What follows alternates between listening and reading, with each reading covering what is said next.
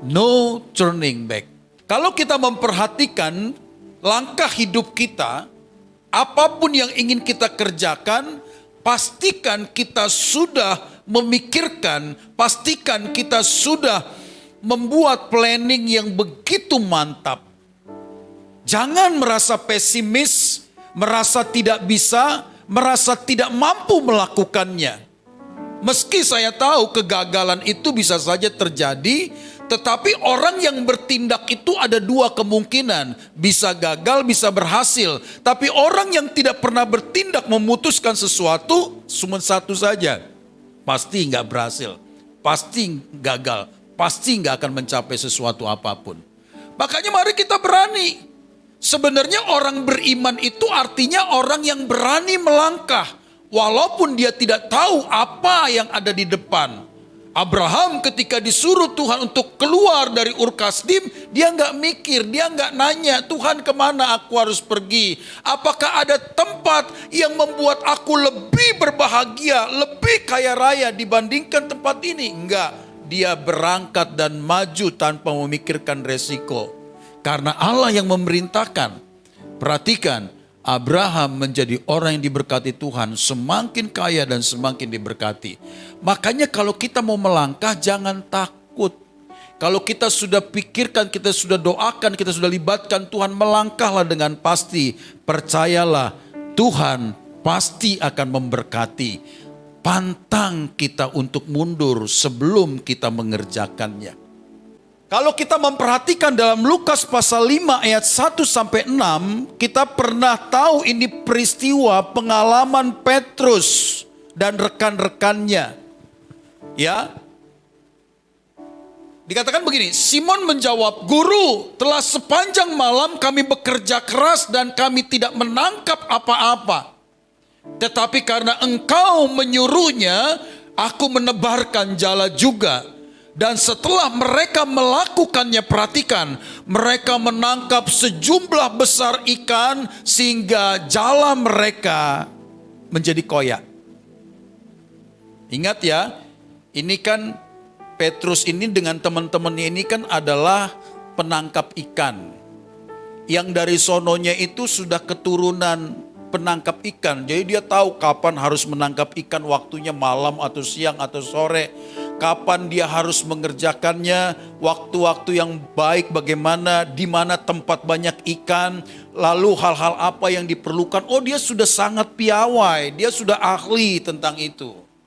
Tetapi ketika mereka mencoba menangkap ikan, sepanjang malam tidak mendapatkannya, lalu dia kembali. Di daratan dia sedang mengurus, dia sedang memperbaiki jalannya dan semuanya. Tiba-tiba Tuhan datang untuk suruh bertolak lagi. Setelah mereka sudah ada di tengah, Tuhan bilang begini, tebarkan jalamu. Lihat, apa yang menjadi reaksi dari murid-murid ini? Apa yang menjadi reaksi dari Petrus dan teman-temannya? Bisa saja dia berkata begini, dasar anak tukang kayu, kan Yesus anak tukang kayu, ngerti apa tentang penangkap ikan, ngerti apa tentang semua yang menjadi profesi kita.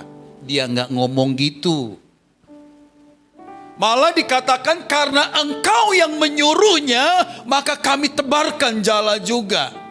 Dan waktu mereka melakukan apa yang diperintahkan Tuhan, lihat, mujizat terjadi. Sesuatu yang tidak mereka bisa bayangkan terjadi. Sampai jala mereka hampir koyak, dan dari kejauhan mereka lihat ada teman-temannya. Lalu dia bilang, panggil teman-temannya. Mungkin kira begitu ya. Lalu teman-temannya datang dan mencoba menangkap ikan juga. Dan jala mereka pun hampir koyak. Tidak terbayangkan betapa banyaknya ikan pada saat itu. Padahal semalam-malaman mereka sudah mencoba menangkap ikan, tidak mendapatkan apa-apa. Jadi kalau kita melibatkan Tuhan, kita patuh pada perintah Tuhan, mujizat akan terjadi, katakan amin. Mujizat akan terjadi. Jadi jangan ragu kalau kita sudah melangkah bersama dengan Tuhan. Mengapa mereka menjadi orang-orang yang melihat sesuatu yang besar, mujizat yang besar terjadi? Itu sesuatu yang tidak bisa make sense buat mereka, nggak masuk akal.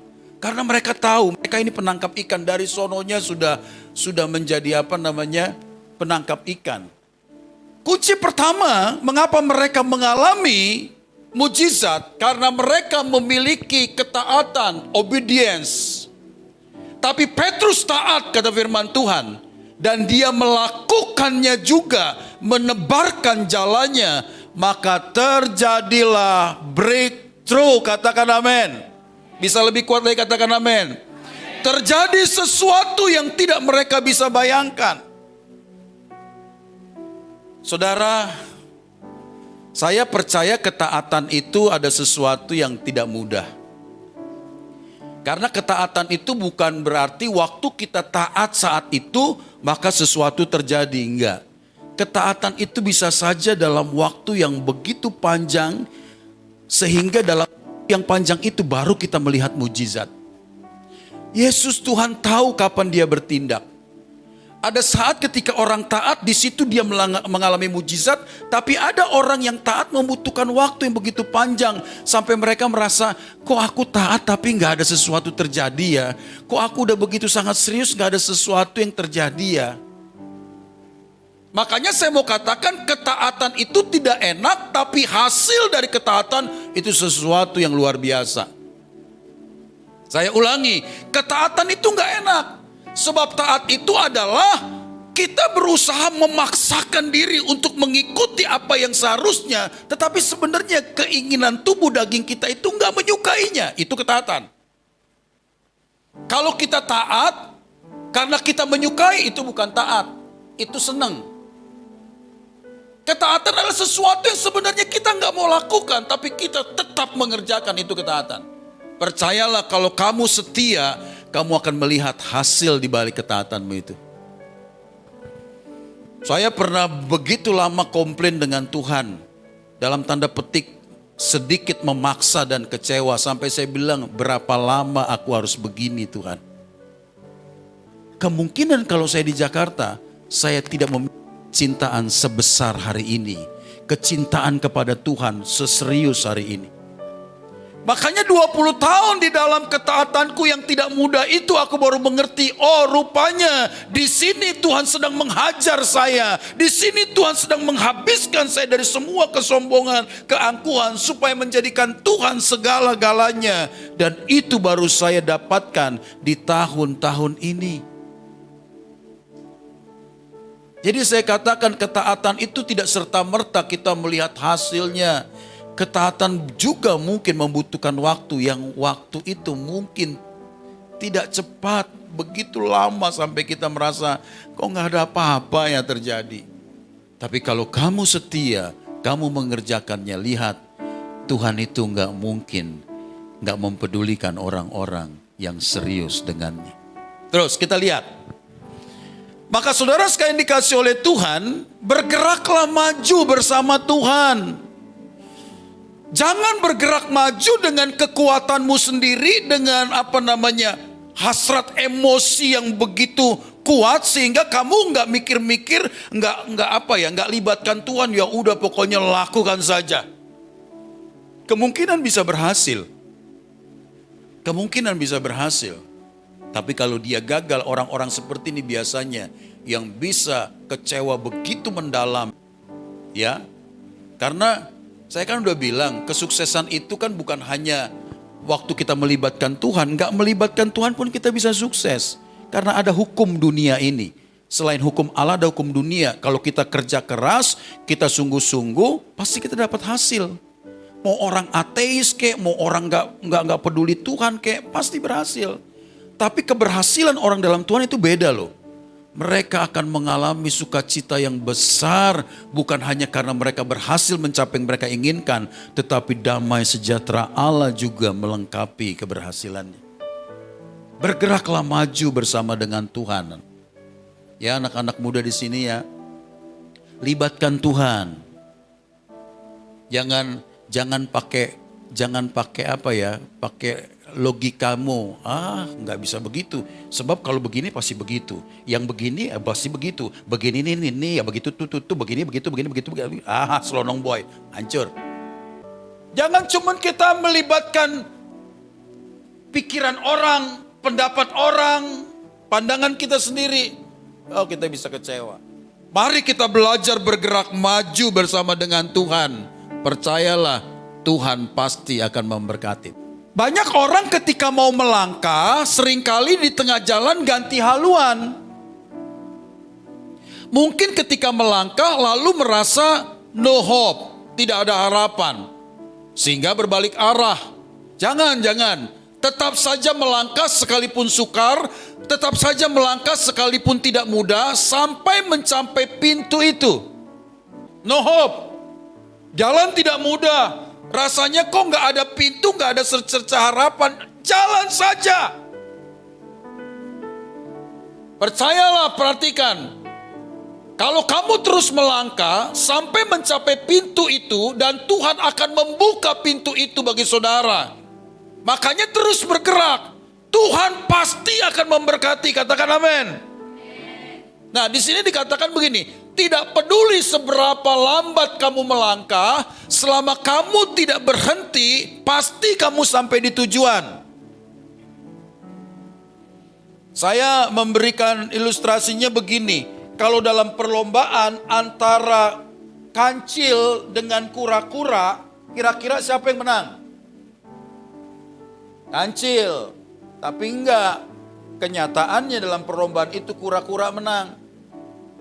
Karena waktu dimulai perlombaan, kancil itu cepat berlari. Wow. Tapi dia tuh enggak konsisten begini.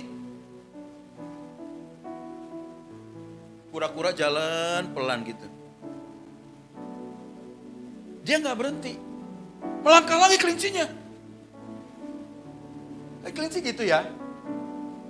Dia nggak nyangka rupanya kura-kura itu sudah sampai di ujung mendekati garis finish. Akhirnya si kelinci berlomba berusaha untuk cepat memacu. Ketinggalan, kura-kura sudah melewati garis. Apa yang kita tarik dari pelajaran ini? Tidak peduli selambat apa kamu melangkah, tidak peduli seberapa kamu bisa mengerjakannya atau kemampuanmu yang terbatas, sepanjang kamu terus bergerak dan terus bergerak, kamu pasti sampai di tujuan. Ada banyak orang yang ingin bergerak ketika dia memiliki sarana yang cukup. Wah, kalau aku begini maka aku bisa begitu. Kalau saja aku punya ini pasti aku bisa begitu. Kapan kita punya? Kalau kita nggak punya berarti kita nggak bergerak. Bergeraklah dengan apa yang ada padamu. Sekalipun terbatas, percayalah, sepanjang engkau tidak berhenti melangkah, pasti sampai di tujuan. Kayak naik sepeda loh, Bapak Ibu, Saudara. Naik sepeda itu kan nggak boleh nggak bergerak ya. Bisa nggak orang naik sepeda begini? Supaya nggak jatuh, nggak bisa. Sejago apapun pasti jatuh. Dia harus bergerak sekalipun pelan. Itu yang memungkinkan adanya keseimbangan. Nah, kalau kita bergerak terus bersama dengan Tuhan, sekalipun tidak mudah, pasti di ujung semua peristiwa ada kebaikan Tuhan yang akan dia kerjakan. Amin. Jadi jangan memulai, tunggu kalau ini dulu dong Pak, tunggu kalau ada modal dulu dong Pak. Makanya kan Bob Sadino, ya, pengusaha yang dikenal dengan teori kegoblokannya itu, ya, orang yang selalu berpikir nanti dulu, kalau ada dulu begini terus, pasti dia akan punya alasan untuk tidak bergerak.